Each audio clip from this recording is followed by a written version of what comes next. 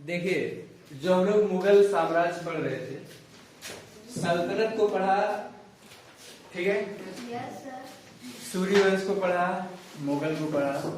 अब मुगल साम्राज्य की संस्कृति कैसी थी वो देखो। मुगल साम्राज्य पूर्णतः बिखर चुका था, ठीक है। बात को ध्यान से समझिए।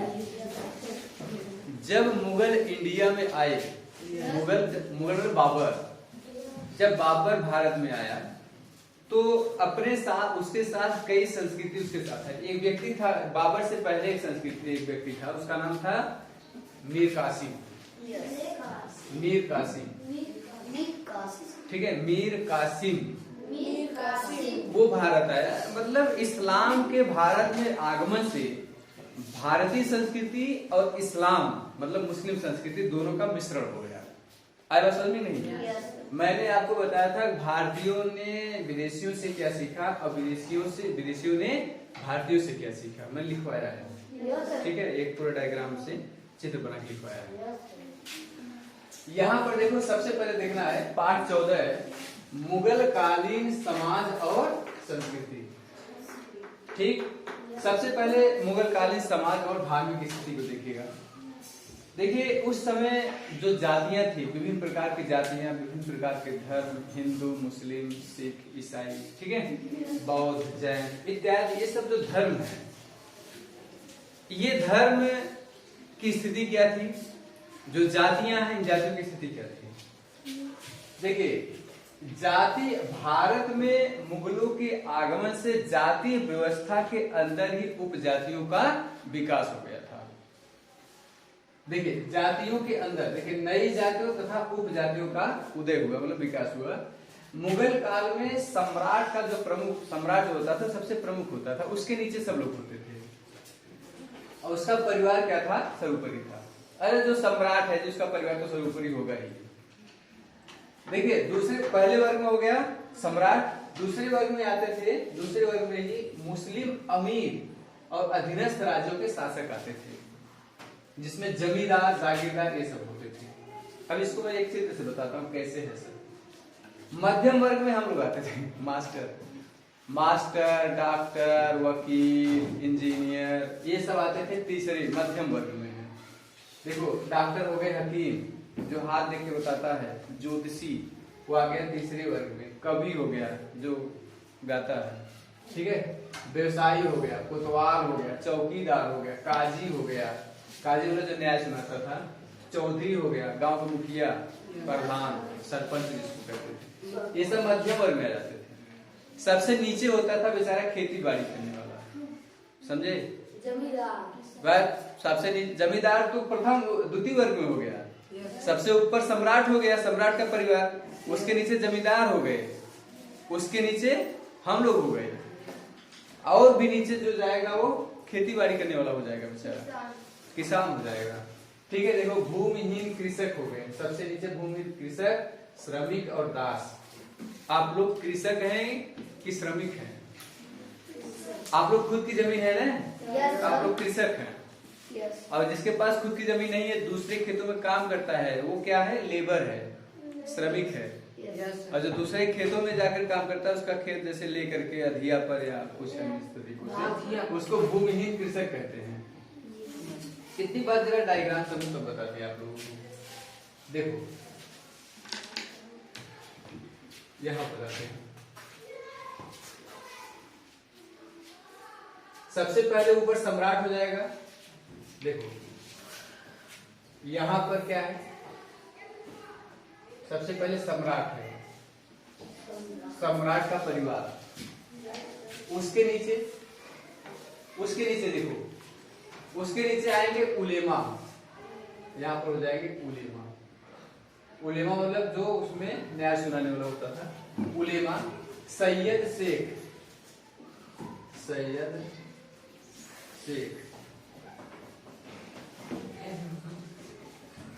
ठीक है, ये हो गए। और इसके और द्वितीय वर्ग में ये सब देखो, ये दूसरे वर्ग के लोग हो गए। ये प्रथम वर्ग हो गया, प्रथम वर्ग सबसे ऊपर वाला है, उसमें दिख नहीं रहा होगा, नीचे बनाता हूँ, ठीक है। ऊपर वाला है नहीं दिख रहा, ये वाला, ठीक है। अब इसको बनाते हैं, उलेमा नहीं दिखेगा, सम्राट भी नहीं दिखेगा। देखो उसके नीचे होता था उलेमा, सैयद, शेख। द्वितीय वर्ग में होता था, देखो अमीर होते थे, अधीनस्थ राज्यों के शासक होते थे, जमींदार होते थे, जागीरदार होते थे, ये उसके नीचे होते थे। चित्र में देखिए कैसे बनाते हैं इसको।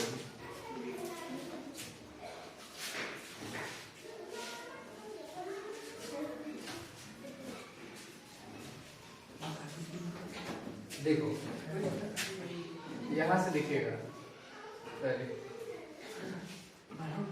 ये त्रिकोण है, सबसे ऊपर सम्राट हो जाएगा और उसका परिवार, ठीक है। उसके नीचे उलेमा वर्ग हो जाएगा, उलेमा, काजी, ये सब काजी के नीचे आ जाएगा, ठीक। उसके नीचे, इसके नीचे कौन आएगा? जमींदार, जागीरदार या उसके अधीनस्थ शासक। जमींदार, जागीरदार, और जैसे एक दिल्ली केंद्र हो गया या आगरा केंद्र हो गया, उसके अंदर जितने राज्य आते थे उस राज्य के शासक, ठीक है। अधीनस्थ राज्यों के शासक इसको कहते हैं, अधीनस्थ राज्यों के शासक, ठीक है। इसके नीचे आ गए हम लोग कौनों तरफ नहीं होते, न ऊपर होते हैं नीचे होते, बीच में मटके रहते हैं। अध्यापक, देखो यहाँ इस वाले में आ जाएगा मध्यम वर्ग में अध्यापक। अध्यापक, डॉक्टर जिसको हकीम कहते थे उस समय, डॉक्टर, इंजीनियर, ज्योतिषी, कवि, ठीक है, व्यवसायी, कोतवाल, चौकीदार, काजी, चौधरी, सब इसमें आते थे। समझ में नहीं? लिख दो काजी, चौकीदार, चौकीदार जानते हो? चौकीदार इत्यादि लिख दो, ठीक है। इसके नीचे जो होते थे, इसके नीचे आते थे कृषक, भूमिहीन, इनकी संख्या बहुत ज्यादा थी। भूमिहीन कृषक,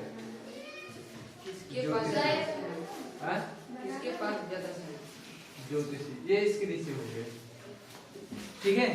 और भी अन्य लोग हैं, व्यवसायी, कोतवाल, चौधरी, काजी, सॉरी ये सब तो ये दास हैं, जो मतलब दूसरे के अंदर काम करते थे, उसको दास कहते थे। ये इस प्रकार से ये हो गया। ये बात समझ आई? देखो इसके बाद जो था हिंदू समाज, देखो कैसा था। ये तो मुस्लिम समाज हो गया ना। हिंदू समाज 4 भागों में बटा था, ब्राह्मण, क्षत्रिय, वैश्य और शूद्र, ठीक है। जो ब्राह्मण होता था सबसे ऊपर होता था, ठीक है। जैसे वाला डायग्राम बनाए हैं उसको यहाँ देख लीजिए, सबसे ऊपर हो जाएगा ब्राह्मण, यहाँ ब्राह्मण, उसके नीचे हो जाएगा क्षत्रिय, उसके नीचे हो जाएगा वैश्य, उसके नीचे शूद्र। देखो ब्राह्मण का कार्य क्या होता था उस समय, मतलब मुस्लिम काल में ब्राह्मण का कार्य क्या होता था? ब्राह्मण उनके राजकाज में भागीदार होता था। देखो हिंदू समाज जातियों उपजातियों में विभाजित था। ब्राह्मणों को अनुदान, उपहार, राज आश्रय प्राप्त था। इनको अनुदान मिलता था, उपहार मिलता था। उपहार में गिफ्ट, गिफ्ट जानते हो क्या मिलता था? 10 बीघा खेत, 20 बीघा खेत, ये गिफ्ट में मिल जाए। 60,000 गाय मिल जाए, एक बार में 67,000 गाय मिले गिफ्ट में। पंडित जी लिख जाए, जा तोरे नाम से इतना खेत हुई है, गिफ्ट हुई है, तब क्या फायदा हुआ? गए पंडित जी कथा सुनाए, ओम मंगलम भगवान मंगलम विष्णु मंगलम, हो गया ले 60 बीघा जमीन जा तोरे नाम, ठीक। एक लाइन और सुनाए थे, मंगलाय तनु हरि मंगलाय पुंडरीकाक्ष, जा ले जाए एक ठे गाय का 60,000 गाय, उसमें किताब में लिखा 60,000 गाय को दे दिया जाता था। का करिए इतना ले गए दूध भात कहीं और का। अब गाय के पूछा था सर जी, उस समय की बात कर रहे हैं, समझे? ये ब्राह्मण सबसे ज्यादा फायदा ब्राह्मण का। उसके नीचे आगे क्षत्रिय बेचारे, क्षत्रिय बेचारे हरदम परेशान है। ब्राह्मण ज्यादा क्या कहते हैं, अरे ये ऐसे बोल दिया मारो, वो बेचारा लड़ाई करना शुरू कर देता था। ब्राह्मण भिड़ा देता था, क्षत्रिय भिड़ा रहता था। क्या समझे? ठीक, ये बेचारा इसका काम था युद्ध करना, ठीक है? देखो उसके नीचे आ जाएगा, कहीं लिखा होगा, देखो क्षत्रिय है, क्षत्रिय को प्रशासन में सेना के महत्वपूर्ण स्थान प्राप्त था, ठीक है? प्रशासन और सेना का देता था, लड़ाई झगड़ा वाला। बचा वैश्य, वैश्य करता था बेचारा व्यापार, ठीक है? व्यापार करता था, कोई वस्तु बन जाती तो उसको खरीदता था, बेचता था, जैसे आज बनिया है, ठीक है? वही व्यवसायी है, उसको व्यवसाय करते थे। शूद्र का काम क्या था? इन सभी की सेवा करना, ठीक है? शूद्र का काम होता है सेवा करना। सबसे नीचे शूद्र होता है, देखो नीचे लिखा होगा, यहाँ पर सबसे नीचे स्तर पर शूद्र था। शूद्र का काम था सेवा करना। कैसे सेवा करते थे? सेवा जैसे मान लीजिए पंडित एक गाय मर गई, जो उठा लिया, ठीक? इनके घरे कोनो काम पड़ गए, जा काम किया, इनके घरे काम पड़ गए, जा काम किया, ठीक? अब जो डॉक्टर हैं, जितने बड़े डॉक्टर इसमें हो रहे हैं, सब शूद्र वर्ग में हैं, चाहे जिस बिरादरी का, इससे कोई मतलब नहीं है। जो चीर फाड़ फोड़ा फुंसी का काम होता था, शूद्र करता था। केहू घरे लड़का पैदा हो जाए तो शूद्र जाए पैदा कराओ, नाक काटे जाए। अब कौन कर रहा है? डॉक्टर कर रहे हैं ना। डॉक्टर किसमें आया? अब सब लोग शूद्र बनने की मार कर रहे हैं। अब कोई नहीं कहता है हम बाबा मतलब ब्राह्मण है, क्षत्रिय है, सब कहते हैं शूद्र। हम लोग भी शूद्र में हैं, क्योंकि हम लोग भी सर्विस कर रहे हैं, हम लोग भी सेवा कर रहे हैं, सरकार की सेवा कर रहे हैं ना, तो क्या है? शूद्र में है। और सब लोग शूद्र बनने के लिए मार कर रहे हैं, तैयारी क्यों करते हैं? इलाहाबाद में जाके सर्विस पाने के लिए ना, मतलब शूद्र बनने। पंडित जी हैं ब्राह्मण, गए तैयारी करें इलाहाबाद, हमको शूद्र बनेगा। क्या समझे? सबसे नीचे आने की तैयारी हो रही है, मतलब सबको सेवा करना है। क्यों? क्योंकि सेवा करोगे तो मेवा मिलेगा, हिया बैठे रहोगे कुछ नहीं मिलेगा। अब बताओ कौन ये करवा के तुमको 60 बीघा जमीन देगा? किसी के पास है जमीन इतना देने के लिए? नहीं सर। रामेश्वर छोड़ दीजिए, इन सब कुछ बहुत जमीन है। और क्षत्रिय कहाँ युद्ध करने जाएगा? झूठ में तलवार ले दौड़ी, कहाँ युद्ध हो रहा है बताओ? ये बेचारा चलो ठीक है, इसका काम सही है, ये बनिया का काम सही है, व्यापार कर रहा है, दुकान डलिया खोल करके अपना काम कर रहा है, इसका भी काम सही है, सब काम अपना कर रहा है। फंस गए ये दोनों, जाए किधर जाए?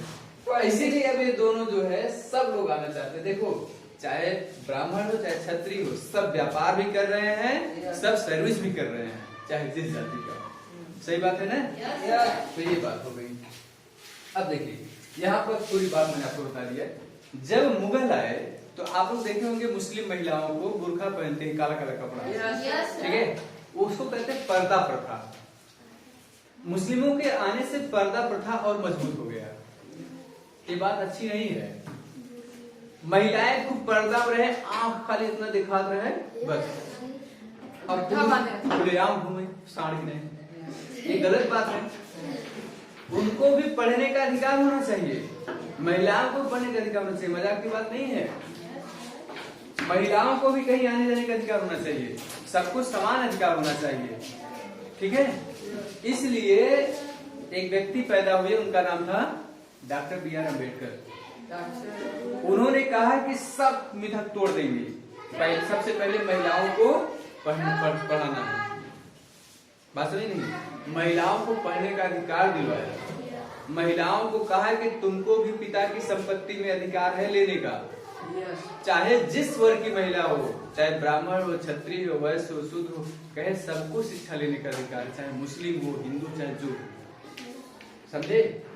पहले सोच उठिए तो बाबा साहब के चरणों में जो फूल गिरा दिए, आपको इतना बड़ा अधिकार दिए, समझे? इतना बहुत बड़ा काम किए। देखो यहाँ पर मैंने आपको बताया संपत्ति में हिस्सा देने का दावा नहीं कर सकती थी महिलाएं, लेकिन अब क्या है, सबको अधिकार है। नहीं तो क्या कहेंगे, हमारा आर्टिकल 14 का उल्लंघन हो रहा है, मतलब अनुच्छेद 14 जिसमें समानता का अधिकार है। जैसे हमको अधिकार है पिता की संपत्ति लेने का, तो बेटी को भी अधिकार होना चाहिए, मेरी बहन को भी होना चाहिए। क्या समझे? अरे एक ही माँ के गर्भ से पैदा हुए हैं ना, तो मेरा अधिकार हो गया, उनका क्यों नहीं? तो गलत था ना, तो इसको हटाना बड़ा जरूरी था। अब देखो सांस्कृतिक समन्वय कैसा था, वो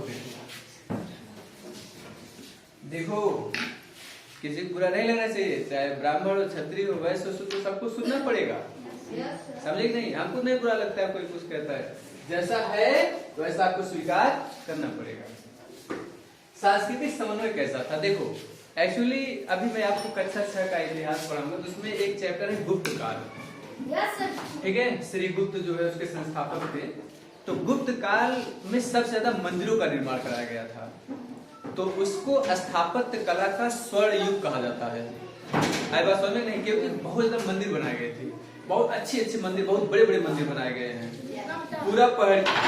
पूरा पहाड़िया काट काट के बनाया गया, पूरा पहाड़िये से काट के मंदिर बना दिया गया है, बहुत ऊंचा ऊंचा मंदिर है।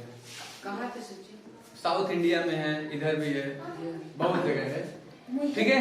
द्रविडियन स्टाइल है और नागर स्टाइल है और बेसर स्टाइल है, 3 स्टाइल में मंदिर बनाए गए हैं। उस चैप्टर को पढ़ाऊंगा, सारा चीज बताऊंगा, ठीक है? उसी तरह जब मुगल आए, मुगलों ने जो स्थापत्य का निर्माण कराना शुरू किया, जैसे देखो दिल्ली का लाल किला बनवाया, फतेहपुर सीकरी का हवा महल, बात सुनी नहीं? बुलंद दरवाजा फतेहपुर सीकरी में, यहाँ पर आगरा में जो पंचमहल बनवाया गया है, जो ताजमहल बनवाया गया है, ये सब क्या है? ये सब स्थापत्य कला है, बात सुनी नहीं? इसलिए मुगल काल को स्थापत्य कला का स्वर्ण युग माना जाता है गुप्त काल के बाद, ठीक है? गुप्त काल के बाद मुगल काल को स्थापत्य कला का स्वर्ण युग माना जाता है, क्योंकि इसमें भी सबसे सांस्कृतिक सबसे ज्यादा स्थापत्य का निर्माण हुआ है। स्थापत्य में जानते हो, मस्जिद बनाना, बड़े बड़े घर बनाना, रहने के लिए बड़ी बड़ी बिल्डिंगों को बनाना, हवा लेने के लिए घर को बनाना। मेरी बात समझो ध्यान से, ठीक है? तो यहाँ पर क्या है, देखो यहाँ पर ये लिखा गया है, गुप्त काल के बाद मुगल काल स्थापत्य का स्वर्ण काल माना जाता है, क्योंकि इसमें ये सारी बातें मैंने आपको बता दी है। कोई दिक्कत? अब देखो जिस प्रकार से मंदिर बनाया जाता था, जैसे देखो ये है, ये मंदिर देखो इस प्रकार से है, ये मंदिर बन गया, ये मंदिर के चारों तरफ का चबूतरा है, ठीक है? देखो, और इधर जो है इसका मंडप बनाया गया, मंदिर का मंडप, ठीक है? यहाँ से ये सीढ़ियां लगी हुई हैं, ये चढ़ने के लिए, और ये है द्वार, इसको तोरण द्वार कहते हैं, तोरण कहते हैं, ठीक है? अब देखो इस मंदिर में चढ़ रहे हो, तो यहाँ के जो ये वाला भाग बनाया गया है, ये इसको मतलब इसको थोड़ा सा ऐसे कर दिया गया, तो ये मस्जिद बन गया। नहीं, इसको गुंबद कहते हैं, गुंबद। इसमें जो दरवाजे बनाए जाते थे, मतलब मंदिर से कैसी समानता है उसको बता रहा हूँ। जो दरवाजे बनाए जाते थे, जैसे मान लो ये प्रवेश द्वार है, ये दरवाजा है, ठीक है? इसको ऐसे बनाए गए थे, इस प्रकार से, इसको मेहराब कहते हैं, ठीक है? मेहराब नुमा बनाया गया, ये मेहराब, ठीक है? बात समझे नहीं? इस प्रकार से ये हिंदू और मुस्लिम का सम्मिश्रण हो गया, यही लिखा है सांस्कृतिक समन्वय। आई बात समझ में नहीं? इस प्रकार से हो गया। इसको चबूतरा कहते हैं, यहाँ पर जहाँ पर भगवान को रखा जाता है इसको गर्भगृह कहते हैं, ठीक है? ये मंडप हो गया, इसको ये चारों ओर ये चबूतरा, इसको प्रदक्षिणा पथ कहते हैं। प्रदक्षिणा पथ क्यों कहते हैं? क्योंकि इसी पर चारों तरफ लोग घूमते हैं, मतलब भगवान से मन्नत मानते हैं, ठीक है? कई चक्कर लगाते हैं, इसलिए इसको प्रदक्षिणा पथ कहते हैं। जहाँ पर मूर्ति को लगाया तो उसको गर्भगृह कहते हैं। ये मंडप हो गया, आई बात समझ में नहीं? अब ये कभी कभी बहुत बड़ा मंडप बनाया जाता है, जिसको पंचायतन शैली कहा जाता है। बात समझे? तुम लोग साइड में मंदिर ऐसे बनाया जाता है, जो मैंने बनाया था, ये ऐसे, ठीक? ये इधर है, लेकिन जब दक्षिण भारत में जाओगे तो ऐसे नहीं है, ठीक है? इसको कहते हैं नागर शैली, ये नागर शैली है। दूसरा देखो, इसको मेहराब हटा रहे हैं, साउथ इंडिया में ऐसे बनाया जाता है मंदिर, ऐसे है, ऐसे ऊपर जब जाएंगे ना, थोड़ा सा बढ़ा देखो, ऐसे ऊपर जाएंगे, ऐसे जाएंगे, फिर ऐसे हो जाएंगे, फिर ऊपर जाएंगे, फिर ऐसे हो जाएंगे, फिर ऊपर ऐसे, इस प्रकार से होगा। ऐसे मंदिर देखो कभी साउथ इंडियन जाओगे देखो, ऐसे है, इस प्रकार से है। ये जो खाली स्थान बना है इसमें भी सजावटें की जाती है, इसको द्रविड़ियन स्टाइल कहते हैं। और बाकी सब ऐसे ही होगा, सामने ऐसे बना होगा, ठीक है। अरे ऐसे मंदिर होता है जी, कभी तुम लोग देखना तो बताना मुझे। इस प्रकार से बना हुआ है, इसको द्रविड़ियन स्टाइल कहते हैं। पूरा बताएंगे अभी, ठीक है, जब कक्षा 6 वाला पढ़ाएंगे उसको बताएंगे। आया समझ में नहीं? तो ये अब इसमें क्या हुआ, ये जो मैंने बताया मेहराब और गुंबद दोनों को मिला दिया गया, तो इसको हम कहते हैं समन्वय, सांस्कृतिक समन्वय। आया समझ में नहीं? ठीक है। अब देखिए यहाँ पर स्थापत्य की बात नहीं कर रहा हूँ, मुगल शहंशाहों ने क्या किया, कई किलो का निर्माण करवाया। कई किलो मतलब 1 किलो 2 किलो नहीं, किला बड़ा बड़ा, जैसे दिल्ली का लाल किला 500 नोटिया जो नहीं है, दिल्ली वो लाल किला है, बड़े बड़े किले का निर्माण करवाया, ठीक। हाँ 500 नोट पर है। और फिर इसके बाद किले के साथ साथ उन्होंने कई भवनों का निर्माण करवाया, बुलंद दरवाजा फतेहपुर सीकरी में जो है, ताजमहल, ये सब सारा कुछ जो है वहां पर मिलता है। अब उसकी विशेषता क्या है वो समझिए, इसको मैं रख कर रहा हूं।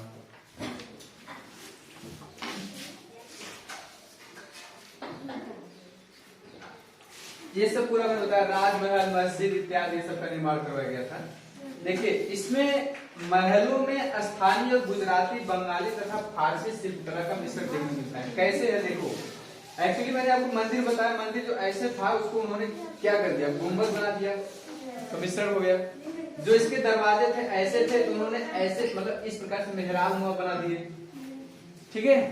और इस प्रकार से जो बांग्ला शैली है, गुजराती शैली है, फारसी शिल्पकला, इस सब का क्या हुआ, एक दूसरे में मिश्रण हो गया, ठीक है। अब देखिए इसमें छज्जे तथा सुंदर छतरियों का इस्तेमाल किया गया है। अभी आपको मैंने नादिर साहब का बात में बताया था, जो दीवाने आम दीवाने खास जो बनाया गया था उसमें चांदी की छत बनाई गई थी। और जो बैठने के लिए तख्ते ताउस जो बनाया गया था उसमें हाँ हीरे जवाहरात मोती ये सब लगाए गए थे, बड़े महंगे महंगे पत्थर लगाए गए थे। बात नहीं रही, बेल्जियम से पत्थर ले आके लगाए थे, बेल्जियम से, वहाँ यूरोप में है बेल्जियम, वहां से पत्थर लेके, बहुत महंगा पत्थर है, उसको लेके इसमें लगाया गया है।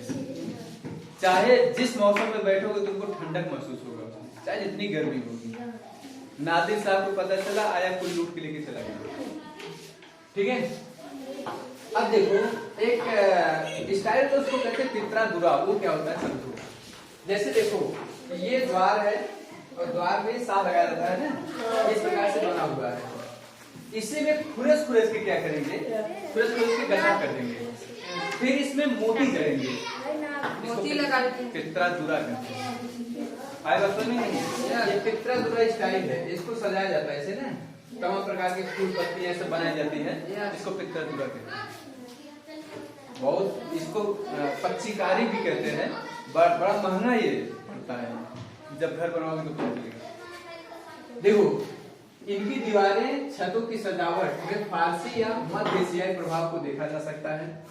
मुगल शहंशाहों ने इमारत को सजाने के लिए देखो अर्ध बहुमूल्य पत्थर जैसे नीलमणि, फिरोजा इत्यादि का प्रयोग फूल पत्तियों की आकृतियों, ज्यामिति आकारों को बनाने के लिए किया, जिसे पित्रादुरा कहते हैं। यह है पित्रादुरा।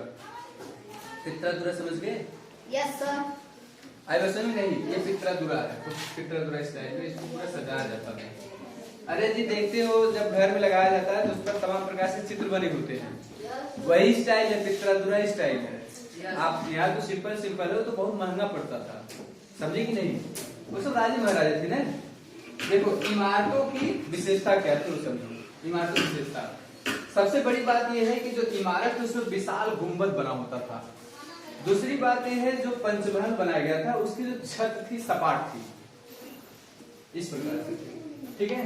ये सब उसकी विशेषताएं हैं। यहाँ देखो लिखा होगा, कहाँ गया, ये है विशाल गुंबद, मेहराब, मेहराब मैंने बता ही दिया, ठीक है। फिर इसके बाद दरवाजे या ऊंचे चबूतरों, हवा महल के लिए बनाया गया पंचमहल की सपाट छत है। फिर इसके बाद सहारे के लिए स्तंभ, जो ये पूरा मतलब पिलर दिया जाता था, पिलर दे देकर बनाया गया था ना, एक तरफ दूसरा तरफ तीसरा तरफ, इस प्रकार से खूब बड़ा बनाया जाता था ताकि चारों तरफ से हवा आता रहे। ये सब उस समय की स्टाइल थी।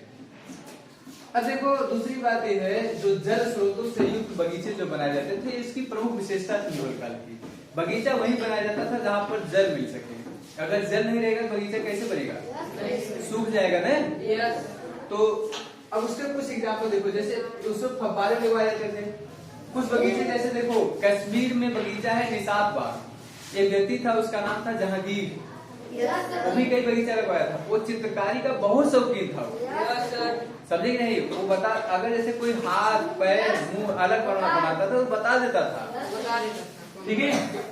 निशात बाग है कश्मीर में, पिंजौर का बाग है पंजाब में, ठीक है। शालीमार बाग कहाँ है, लाहौर में, ठीक है। ये देखो शालीमार बाग कहाँ है, लाहौर, ठीक है। शालीमार बाग है, बगीचा है। चित्रकारी में देखो, चित्रकारी में जहांगीर सबसे प्रमुख है। मुगल काल में सबसे प्रमुख जहांगीर को माना जाता है। देखिए भारतीय जीवन से जुड़े प्रसंग, मतलब भारतीय जीवन से जुड़े प्रसंग मतलब ये है, हमारी जो दिनचर्या है, जैसे किसान हल लेके जा रहा है, कोई काम कर रहा है, कोई युद्ध में व्यस्त है, तो सब सारे को मिलाकर के चित्र बनाया जाता था, दीवारों पर छापा जाता था। अभी देखो कि दीवारों पर मतलब रथ बनाया जाता है, एक व्यक्ति हाँक रहा है, दूसरा पीछे बैठा है। ये सब क्या है, ये भारतीय जीवन शैली दिखाता है। कभी कभी एक किसान है, कंधे पर हल लिया है, वो चित्र छाप दिया जाता है। कभी कोई महिला है, उसके वो बच्चा दिखा दिया जाता है। समझे, ये सब जो चित्र दिखाया जाता है, ये चित्रकारी की मतलब ये जीवन शैली है, भारतीय जीवन शैली से जुड़ा है। प्राकृतिक दृश्य मैंने आपको बताया, मतलब पहाड़ी छाप दो, पीछे सूर्य को छाप दो, ठीक है। सामने का घर बना दो, लड़कियां खड़ा करवा दो, बस हो गया। प्राकृतिक दृश्य से बनाया जाता था, उस समय समावेश किया गया। जैसे दरबार, शिकार तथा युद्ध के दृश्य, ये सब साबित आपको बता दिए। फारसी कथाओं को चित्रित करने के लिए जो कहानियां जैसे लिखी जाती थी, उसको चित्र में दिखाया जाता था। अच्छा, जैसे पिक्चर देख रहे हो, कोई खाली बकबका रहा है, अब चित्र नहीं दिख रहा है, कब तक देखोगे, 10 मिनट नहीं दिख पाओगे। लेकिन चित्र दिख रहा है और बोल भी रहा है, तब आप 2-2, 3-3 घंटा देखोगे। बात समझ नहीं। तो इसीलिए वहां पर क्या है, मतलब दृश्य भी दिखाया जाता था, दीवारों पर दृश्य दिखाया जाता था। मतलब किस प्रकार से युद्ध होता था, किस प्रकार से पक्षियों को पकड़ा जाता था, किस प्रकार से आदमी एक दूसरे से एक दूसरे का हेल्प करता था, बात समझ नहीं, कैसे जाकर के शिकार करता था, ऐसे सारी चीजें दीवारों पर दिखाई जाती थी पेंटिंग के द्वारा। दूसरा देखो, इसमें जो है जो रंग उसमें यूज किया गया था, नीले रंग का, मयूरी नीला रंग, मोर देखे हो ना, जिस रंग का होता है वही 2 रंग यूज किया जाता था, लाल और मयूरी नीला, ये याद रखना, ठीक है। 2 रंग सबसे ज्यादा इस्तेमाल किया गया है, दोनों का मैचिंग बहुत अच्छा है। लाल और मयूरी नीला को मिला दोगे तो काफी अच्छा दिखता है, इसलिए दोनों रंग का प्रयोग सबसे ज्यादा किया जाता था। अब देखिए यहाँ पर, अब इसके बाद जो है ये देखिए, महाभारत का फारसी में अनुवाद, ऐतिहासिक रचना, अकबरनामा, दूसरी पुस्तकों को चित्र से सजाया जाना, मतलब जो चीजें लिखी जाए उसको चित्र में दिखा दिया जाए। उन्होंने भारतीय रंगों, जैसे मयूरी रंग मैंने बताया, ठीक है, और लाल रंग का अधिक प्रयोग किया गया, यही मैंने बताया ना। देखो मुगलों ने अपनी चित्रकारी में ईरानी शैली, किस देखिए इसको कहते हैं समाटपन, ठीक है, यहाँ पर लिखा था समाटपन के स्थान पर भारतीय कूची गोलाई का इस्तेमाल किया। एक्चुअली उसमें क्या होता था, इसे पूरा सपाट होता था, इस प्रकार से कोई चित्र नहीं होता था। हमारे फिर यहाँ आए तो क्या किए, तमाम प्रकार के चित्र बनाने लगे, समझे कि नहीं, ईरानी शैली को छोड़ दिए। ये हो गया, जिससे त्रिआयामी चित्र बनने लगे। जैसे देखो, जैसे कोई घर बनाए, उसमें खुरेज करके कोई कला दिखा दी, तो उसको कहते हैं त्रिआयामी, जिसमें लंबाई चौड़ाई ऊंचाई कुल दिखता है, उसको त्रिआयामी कहते हैं। आए बात समझ में, लंबाई चौड़ाई और ऊंचाई, ये ऐसे होता है इस प्रकार से, ठीक है। ये लंबाई चौड़ाई और ये हो गया ऊंचाई, इसको ऊंचाई तीनों दिखे, इसको त्रिआयामी चित्र कहते हैं। अब देखिए यहाँ पर अकबर के अधीन पुर्तगाली पादरियों, अब देखो यहाँ से क्या होगा, अकबर के समय पुर्तगाली आ गए थे, पुर्तगाली आएंगे तो ईसाई आएंगे, ईसाई आएंगे तो अपने धर्म मतलब ईसाई धर्म है तो अपने धर्म का विस्तार करेंगे लोग, ठीक है, उनकी शैली अलग हो जाएगी। यहाँ देखो यूरोपीय चित्रकारी मतलब यूरोप से आए थे, क्या हुआ, पुर्तगाली कब आए जानते हो, 1498। कौन आया सबसे पहले, वास्को डी गामा, ठीक है, ध्यान से समझो, बात करोगे समझ नहीं आएगा, ठीक है। देखो अकबर के अधीन पुर्तगाली पादरियों, पादरी मतलब जैसे हमारे पंडित जी होते हैं धार्मिक गुरु, और मुस्लिम में होते हैं उलेमा, वैसे ही इसमें होते हैं पादरी, ठीक है। देखिए पादरियों का ये बात होता है, पादरियों ने दरबार में यूरोपीय चित्रकारी का समावेश किया, उनके चित्रों में दूर दिखने वाली आकृतियों को छोटा दर्शाने के सिद्धांत को अपनाया गया, इससे आकृतियां अपने सही परिप्रेक्ष्य में सामने आती थी। जहांगीर के काल में अपनी इस देखिए जहांगीर काल में बताया कि इसमें चित्रकारी सर्वोपरि थी। इसमें क्या होता था, जैसे देखो ये गुंबद है, ये बनाया गया गुंबद, ठीक है, इस गुंबद को ऐसे बनाया जाता था, जैसे बाहर वाला एक गुंबद बनाया जाता था, नीचे वाला 2 गुंबद बनाया जाता था। जब बाहर से दूर से देखोगे तब वो उतने बड़ा दिखेगा, अंदर जाके देखोगे तब वो उतने बड़ा दिखेगा। जानते हो क्यों? क्योंकि नीचे एक गुंबद है, बाहर एक गुंबद, बीच में खोखला है, कुछ नहीं है। नहीं समझ पाए? जैसे यहाँ से खड़े होकर देख रहे हैं तो छोटा सा दिख रहा है, दरवाजा घुस के देखोगे तब वो छोटा दिखेगा, बस नहीं, वही शैली अपनाई गई थी इसमें। ताजमहल जैसा बनाया गया है, जाके दूर से देखो तो उतना बड़ा दिखेगा, दरवाजा घुस जाओ तो उतना बड़ा दिखेगा, ऐसा बनाया गया इस टाइप से। ताजमहल जाओगे जहां पर मुमताज को दफनाया गया है, मुमताज कौन थी जानते हो? औरंगजेब की मम्मी और शाहजहां की पत्नी, उसको जहां दफनाया गया तो उसी के ऊपर उसको पानी गिरा, मतलब पानी गिर रहा था, बड़ा इंजीनियरिंग लगा था, लेकिन बाद में उसको तोड़ दिया गया छत को, मतलब वो देख रहे हैं कहां से पानी आ रहा है, कोई पता ही नहीं पाया कहां से आ रहा है, ठीक है। देखिए जहांगीर के काल में यह अपनी यहाँ है बुलंदियों को छू लिया। राजस्थानी शैली की चित्रकारी में पश्चिमी भारतीय जैन शैली की पूर्ववर्ती परंपराओं का मिश्रण चित्रकारी के मुगल शैलियों के साथ किया गया है। इसमें पुराने विषयों का समावेश किया गया।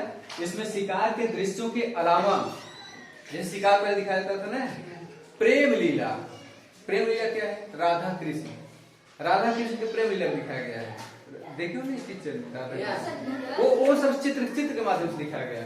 फिर इसके बाद 12 मासा, जैसे सर्दी गर्मी वर्षा, ठीक है, वो सब पूरे चित्र दिखाया गया। सर्दी में है ठुठरा हुआ दिखा दिए, गर्मी में है फ्लैट करके दिखा दिए, वर्षा में है छतरी लेकर दिखा दिए, ये सब दृश्य दिखाया जाता था। 12 मास का चित्र दिखाया जाता था। बाद में जब मतलब ये पुर्तगाली आए, मतलब यूरोपीय आए, इसके बाद ये सब शैली का विकास हुआ। पहाड़ी शैलियों में इन परंपराओं को जारी रखा गया, जो पहाड़ों पर शैली सब होती थी। जैसे हम प्लेन में शैली दूसरी है, पहाड़ों पर शैली दूसरी है, लेकिन दोनों में क्या है, सम्मिश्रण दिखा दिया गया। बात समझ नहीं? ये सब बात समझ में आई? ये थोड़ी मतलब टफ टॉपिक है, उस सबसे थोड़ा टफ है, ठीक है। यहाँ तक कोई दिक्कत है? छाप लिए हो? थोड़ा सा और बचा, इसको खत्म कर देते हैं। अगला टॉपिक है, इसको बनाए हो नहीं? बनाओ फट से।